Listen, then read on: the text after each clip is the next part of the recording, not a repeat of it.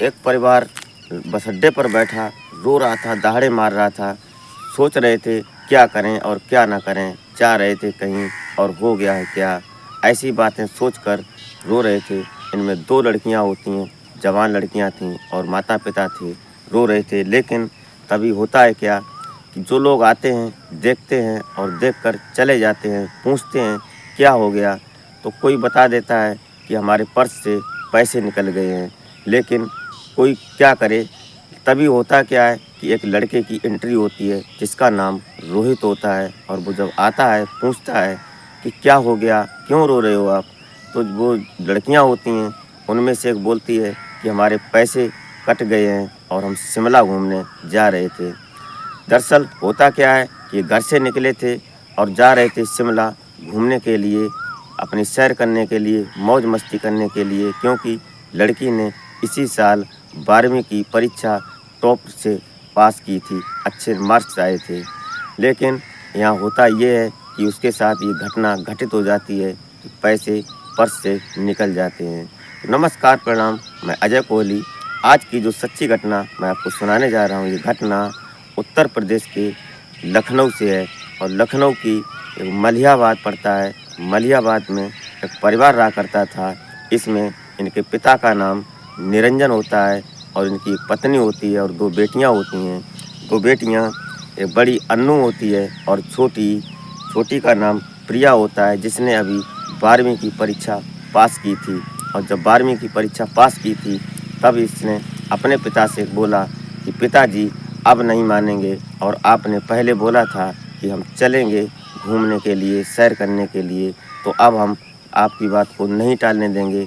नहीं तो आप फिर बोलेंगे कि दीदी की शादी हो जाए तब चलेंगे, लेकिन नहीं, अब हम चलेंगे। तो 12वीं की परीक्षा पास हुई। बड़ी खुशी से जब लड़की घर आती है और अपने मम्मी पापा को ये खबर सुनाती है तो मम्मी पापा भी खुश हो जाते हैं। लेकिन गरीबी का दौर था। पिता एक छोटी सी दुकान चलाते थे, जो पान की दुकान होती है। ज़्यादा अर्निंग होती नहीं थी, लेकिन करें तो क्या करें। बेटी की इच्छा थी और बेटी की इच्छा को पूरी करना भी पिता का दायित्व बनता है, क्योंकि बच्चे रूठ जाते हैं तो उन्हें मनाना भी पड़ता है। ये बात सोचकर पिता सोच रहे थे कहाँ से करें, कैसे करें। तो उन्होंने कहा कि चलो सोचते हैं। तो बेटी बोलती है कि सोचना कुछ नहीं, सिर्फ चलना है। तो बड़ी बेटी होती है, उसने अपनी गुल्लक फोड़ी, उसमें से 2,500-3 हज़ार रुपये निकाले। उसके बाद अपनी मम्मी से बोली तो कि तुम्हारे पास भी जो पैसे होंगे उनको भी ले लो। तो मम्मी के पास से लगभग 3-4 हज़ार रुपये उनसे भी निकलते हैं। ऐसे करके 7 हज़ार रुपये हो जाते हैं। उसके बाद पिता ने भी अपनी व्यवस्था की, जहाँ से वो सामान लाते थे वहाँ से जाकर लगभग ये 20 हज़ार रुपये वहाँ से लाते हैं, और रुपए हो जाते हैं लगभग 30 हज़ार। अब ये वहाँ से चारों लोग, 2 बेटियाँ और मम्मी पापा निकलते हैं। लखनऊ से बस पकड़ते हैं और अम्बाला पहुँचते हैं। अम्बाला स्टेशन पर जब पहुँचते हैं तो सोचते हैं कि देर हो चुकी है, कुछ लंबा सफ़र था, कुछ नाश्ता पानी किया जाए। तो नाश्ता पानी करने के लिए जब मम्मी अपने पर्स में हाथ डालती है तो हाथ जब नीचे निकल जाता है, तो जब वो देखती हैं तो उनके होश पाख्ता हो जाते हैं। सारी खुशियाँ मातम में बदल जाती हैं कि नीचे से पर्स कट चुका था, जो पैसे थे वो निकल चुके थे। अब वो दहाड़े मारकर रोने लगती हैं, और जब वो रोने लगती हैं तो उसके बाद उनकी बेटियां भी रोने लगती हैं। और रोने रोते तीनों चारों लोग करें तो क्या करें, लेकिन कुछ नहीं। ये पिता जो होते हैं समझाते भी हैं, लेकिन समझाते समझाते रोते हैं वो भी। तभी जो लोग आते हैं वो समझाते हैं कि क्या हो गया, कुछ नहीं, पैसे निकल गए। इतनी सुनकर लोग निकल लेते हैं। तभी एक लड़का आता है जिसका नाम रोहित होता है। उसके साथ में उसकी माँ होती है और उसकी एक बहन होती है जिसका नाम पिंकी होता है। ये तीनों लोग वहाँ जब पहुँचते हैं तो ये रहने वाले होते हैं वहीं सरोजनी नगर लखनऊ के। ये जब उनसे बात करते हैं तो बोलते हैं कि आप परेशान मत हो, आप जहाँ जा रहे थे आपके पैसे निकल गए हैं, हम आपको पैसे देते हैं तो क्या आप शांत हो जाएंगे और आप जाएंगे। ऐसी बातें जब सुनते हैं तो वो कहते हैं कि सिर्फ अगर हो जाए तो इतनी मदद कर दीजिएगा जो हम अपने घर वापस चले जाएं, क्योंकि मेरे पास अब घर जाने के लिए भी पैसे नहीं हैं। इनके पिता जो होते हैं, 2 प्रिया के पिता निरंजन, इनके पास वही जेब में 200-300 रुपये पड़े थे। इससे वो घर भी वापस नहीं जा सकते थे। लेकिन ये जो रोहित होता है, रोहित अपनी मम्मी और अपनी बहन पिंकी को वहीं बैठा देता है उनके पास और बोलता है कि तुम यहीं बैठो, मैं अभी आ रहा हूँ। ये जाता है एटीएम के पास और एटीएम से इसने 30,000 रुपये निकाले और 30,000 रुपये निकाल कर निरंजन के हाथ में जब देता है तो निरंजन रोने लगते हैं। बोलते हैं कि ऐसा मत करो बेटा, हमें सिर्फ इतने पैसे दे दो जो हम वापस अपने घर चले जाएं, इतना किराया चाहिए हमें। लेकिन वो जो रोहित होता है बोलता है ऐसा नहीं अंकल, आप जहाँ जा रहे थे आप जाइएगा खुशी से, ऐसी कोई बात नहीं है। तो बोलते हैं कि हम जो पैसे लाए थे वो हम किसी से कर्ज से लेकर आए थे, हमारे पास इतना व्यवस्था नहीं है, हम कहाँ से आपके पैसे देंगे। लेकिन नहीं, तभी रोहित बोलता है कि नहीं आप जाइएगा। तो जो लड़कियां थीं वो बोलती हैं कि हम शिमला जा रहे थे, और ये जो वो शिमला जा रहे थे और ये लड़कियां बोलती हैं, और ये जो रोहित होता है ये बोलता है कि हम मनाली जा रहे थे। तो ये बोलते हैं कि इस समय रोहित बोलता है कि शिमला में ऐसा कुछ नहीं है कि चलो वहाँ बर्फ़ पड़ रही हो, ये मई जून का महीना है, इसलिए अगर आप घूमना ही चाहते हैं, सैर करना चाहते हैं तो हमारे साथ चलिए, हम कुल्लू मनाली जा रहे हैं। वहाँ पर इस समय बर्फ़ होती है, देखने लायक मंजर होता है, अच्छा नज़ारा होता है, वहाँ बर्फ़ होती है, बर्फ़ के पहाड़ होते हैं, हंसी वादियाँ हैं, पहाड़ हैं, हरियाली है, ये सब देखने लायक है, वहाँ का मौसम देखने लायक है। तो ये लोग ये चारों लोग तैयार हो जाते हैं। अब शिमला जा रहे थे लेकिन मनाली के लिए तैयार हो जाते हैं। अब मनाली जब पहुँचते हैं वहाँ जाकर ये जो रोहित होता है एक बढ़िया सा होटल बुक करता है। वहाँ पहुँचने के बाद ये पहले नाश्ता पानी होता है, नाश्ता पानी होने के बाद ये अपने अपने कमरे में चले जाते हैं। कमरे 3 बुक करता है ये रोहित, जिसमें तीनों लड़कियां एक कमरे में हो जाती हैं। ये प्रिया, अन्नू और ये पिंकी तीनों लड़कियां एक साथ हो जाती हैं, और जो निरंजन होते हैं और उनकी पत्नी उनके लिए कमरा बुक करता है, और रोहित और अपनी माँ के लिए एक कमरा बुक करता है। ऐसे 3 कमरे हो जाते हैं, और तीनों कमरों में ये लोग नाश्ता पानी करने के बाद आराम से थक जाते हैं, आराम करने लगते हैं, सो जाते हैं। शाम को जब उठते हैं तो उठने के बाद तब तक डिनर का टाइम हो जाता है, तो ये लोग अपना डिनर करते हैं। उसके बाद अगले ही दिन ये निकल जाते हैं ये रोहतास दर्रा के सफ़र के लिए। अब रोहतास दर्रा वहाँ देखने लायक नज़ारा होता है, तो वहाँ जब जाते हैं तो ये जाने के बाद अपना घूमते हैं, सैर करते हैं, वहाँ की बर्फ़ होती है। ये तीनों लड़कियाँ होती हैं, तीनों लड़कियाँ अब इस समय 2 परिवार थे, लेकिन ऐसा लग नहीं रहा था ये 2 परिवार हैं, एक ही लग रहे थे। एक दूसरे पर बर्फ़ के गोले बना बना कर मार रहे थे, खेल रहे थे, हंसी हो रही थी, हंसी मजाक हो रही थी। ये लोग खेलते खेलते उसके बाद जब वहाँ से निकलते हैं अपने घर के लिए, अब ये लौट कर सीधे फिर बाद में वापस मनाली पहुँचते हैं। जब मनाली आते हैं तो देखते हैं कि ये प्रिया होती है, प्रिया इनसे बोलती है कि जहाँ पर पैसे खर्च करने होते थे तो रोहित अपने पैसे देता था, और जो इसने 30,000 रुपये इन निरंजन दास को दिए थे, ये निरंजन को पैसे नहीं देने देता है। जहाँ भी जाते हैं जो भी खर्च होता है, खाते हैं पीते हैं या कोई सामान लेते हैं जो लड़कियां लेती हैं, उनमें किसी को पैसे नहीं देने देता है, रोहित ही पैसे देता है। अब इनमें से सिर्फ परेशानी होती है इनकी माँ को, रोहित को इनके पैरों में कुछ दर्द सा था पहले से घुटनों में, तो इनकी सेवा प्रिया ज़्यादा करती है। प्रिया इन पर खास कर ध्यान देती है, इनकी सेवा में रहती है, और खेलती भी है, हंसती भी हैं, और मनोरंजन भी करते हैं सब।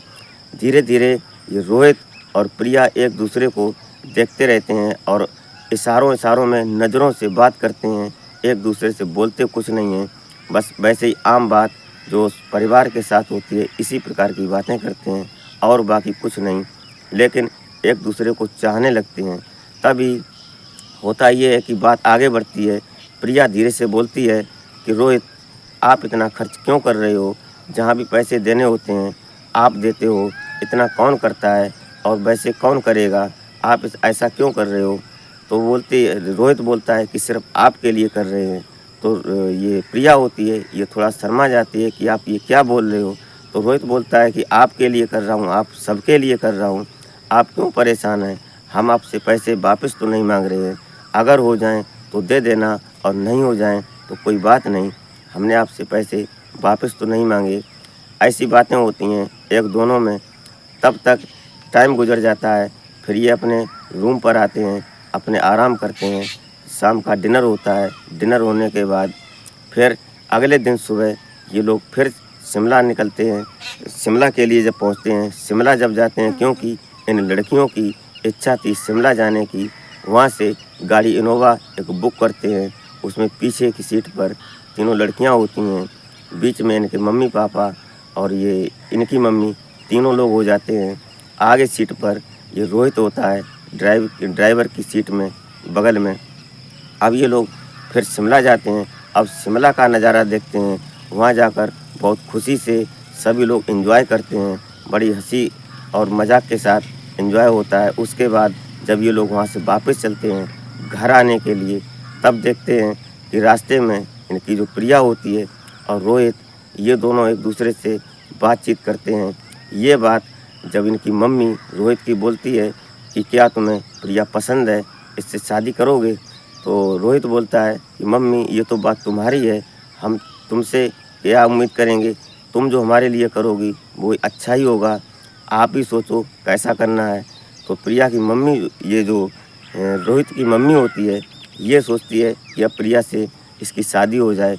दोनों की जोड़ी अच्छी है, लड़की भी पढ़ी लिखी है, लेकिन गरीब है, शायद कुछ दे नहीं पाएंगे, ऐसा विचार अपने अंदर करती है वो रोहित की मम्मी।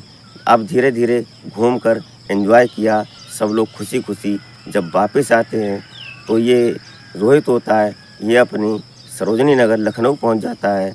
और ये प्रिया होती है, निरंजन दास, ये अपने ये पहुंच जाते हैं मलिहाबाद। और मलिहाबाद जाने के बाद ये लोग अपने अपने जब सफ़र से अलग हो रहे थे तो एक दूसरे से मिलते हैं। तो ये निरंजन होते हैं, ये बार बार उनका धन्यवाद करते हैं, उनका एहसान मानते हैं और बोलते हैं कि बेटे जितनी जल्दी होगा हम आपके पैसे लौटाने की कोशिश करेंगे, आपने हमारे साथ बहुत अच्छा किया, ऐसा शायद है इस दुनिया में कोई नहीं करेगा। ऐसी बातें होती हैं, एक दूसरे को बड़ा प्यार देते हैं, बड़ा परिवार में एक इकट्ठे होने की बात होती है, खुशी का माहौल था। तब ये जब अपने घर वापस चले जाते हैं, दोनों परिवार अलग अलग हो जाते हैं। उसके कुछ दिनों बाद ये जो रोहित की मम्मी होती हैं, एक दूसरे का पता लेते हैं, एक दूसरे का फ़ोन लेते हैं। रोज़ सुबह शाम दिन में कई बार बातें होती हैं, एक दूसरे के परिवार में एक दूसरे से बात करते हैं। तभी ये जो रोहित की मम्मी होती हैं, ये प्रिया के घर निरंजन के पास एक दिन मिलने जाती हैं। और वहाँ जब पहुँचती हैं तो जहाँ निरंजन अपनी दुकान लगाते थे पान की, वहाँ पर जब इनकी मम्मी पहुँचती हैं तो ये बात करती हैं कि ये हमें आपसे कुछ ख़ास बात करनी है, हम इसलिए आज आपके पास आए हैं अपनी एक छोटी सी रिक्वेस्ट लेकर। ये बात सुनकर निरंजन जो होते हैं बड़ा दुखी हो जाते हैं। उनके दिमाग में ये चलने लगता है कि शायद कहीं ऐसा तो नहीं ये पैसे लेने के विचार से आई हैं। तो वो झुककर उनको पहले प्रणाम करते हैं और उनसे नम आँखों से बोलते हैं कि आप फरमाओ, आपकी बात क्या है, हम आपकी बात को सर माथे पर रखेंगे। आपने हमारे ऊपर बहुत एहसान किया, हम आपके ऋणी रहेंगे, हम आपका एहसान मानते हैं, आप बोलिए। तो वो बोलती हैं कि आप हमें अपनी प्रिया दे दो, हमें आपकी प्रिया पसंद है, उसने हमारी बहुत सेवा की है और हम आपकी प्रिया से अपने बेटे की शादी करना चाहते हैं। ऐसा प्रस्ताव जब निरंजन सुनते हैं तो उनकी खुशी का ठिकाना नहीं रहता है, वो खुशी से रोने से लगते हैं, उनकी आँखों से पानी जब आ जाता है तो धीरे धीरे वो जो निरंजन होते हैं, आवाज़ नहीं निकलती है, उनका गला रुंध जाता है। वो बोलते हैं कि बहन जी आप यहाँ कोई बात मत करिए, आप हमारे साथ घर चलिए। निरंजन अपनी दुकान का शटर गिराते हैं और वहीं से रिक्शा करते हैं और उनको बैठाते हैं साथ में, रोहित की मम्मी को, और अपने घर लाते हैं। जब रोहित की मम्मी घर आती हैं तो प्रिया और अन्नू, जब ये दोनों बहनें देखती हैं उनको तो खुशी के मारे झूम पड़ती हैं। उनकी माँ देखती हैं तो देखकर ये लगता है कि अब कहाँ इनको बैठाएं और कहाँ इनकी सर आँखों पर रखें। इतना खुशी का माहौल हो जाता है एकदम।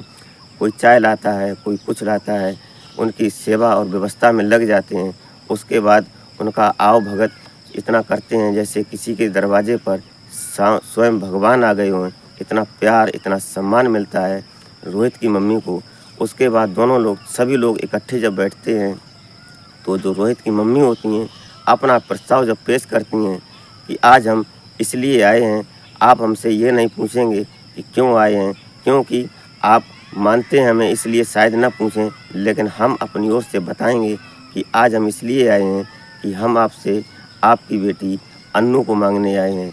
अन्नू से हम अपने रोहित की शादी करना चाहते हैं, क्योंकि अन्नू ने हमारी जो सेवा की है उसमें हम बहुत खुश हैं और हम चाहते हैं कि ऐसी ही बहू हमें चाहिए, लेकिन आप चाहें तो आपकी कृपा हो जाए। ये बातें जब परिवार में होती है तो सब खुशी का माहौल था। ये जो अन्नू होती है ये शर्मा जाती है और अंदर चली जाती है। ये सब खुशी की बात में जो सब लोग चाय पानी नाश्ता होने के बाद ये निरंजन जो होते हैं ये बोलते हैं कि बहन जी, हमारी इतनी औकात नहीं है कि हम आपके बेटे से पहले कह सकें कि हम शादी करेंगे, क्योंकि हमारे पास देने को कुछ है नहीं। आप जैसा भी समझें वो सर आँखों पर रहेगा, क्योंकि रोहित जो होता है वो एक कंप्यूटर और जो टीवी, ये बड़े शोरूम का इलेक्ट्रॉनिक्स दुकान होती है उसकी बड़ा शोरूम होता है, अच्छा पैसा अर्न करता था, दुकान अच्छी चलती थी उसकी बराबरी हमारे बराबरी से नहीं हो सकती है। ऐसी बातें जब निरंजन करते हैं तो जो रोहित की माँ होती हैं बोलती हैं कि ये सब बातें छोड़ो, आप सिर्फ ये बताओ कि अपनी बेटी हमें दोगे। तो इस खुशी के माहौल में जो रोहित की ये जो अन्नू की माँ होती है वो खुशी से उनके पैरों में अपना माथा रख देती हैं और बोलती हैं कि दीदी, बहन जी, इससे बड़ी खुशी हमारे लिए क्या हो सकती है। दोनों की जब बात वहाँ कन्फर्म हो जाती है, आगे की बात शुरू हो जाती है। बात सिस्टम के हिसाब से जो शादियों का प्रोग्राम होता है वो पूरी तैयारियां शुरू हो जाती हैं। 2023 में मई के महीने में इनकी मुलाकात होती है और नवंबर में 2023 में अन्नू और रोहित की शादी हो जाती है बड़ी खुशी के साथ झूमकर। उसके बाद दोनों परिवार खुशी खुशी रहने लगते हैं। अब धीरे धीरे समय आगे गुजरा। अब अन्नू जब उस घर की बहू बन जाती है, दोस्ती से शुरुआत हुई थी, मदद से शुरुआत हुई कहानी, आज दोनों एक परिवार, एक दूसरे के रिश्तेदार बन जाते हैं। और जब ये 2024 में फरवरी के महीने में पिंकी की जब शादी होती है तो ये जो प्रिया होती है छोटी, इनकी अन्नू की बहन, ये भी शादी में जब आती है तो बड़ा प्यार नज़र आता है। दोनों परिवार एक दूसरे में इस तरह सम्मिलित हो गए, सराबोर हो गए कि पता ही नहीं चल रहा था कि दुख में मिले थे और आज दोनों परिवारों में खुशी है।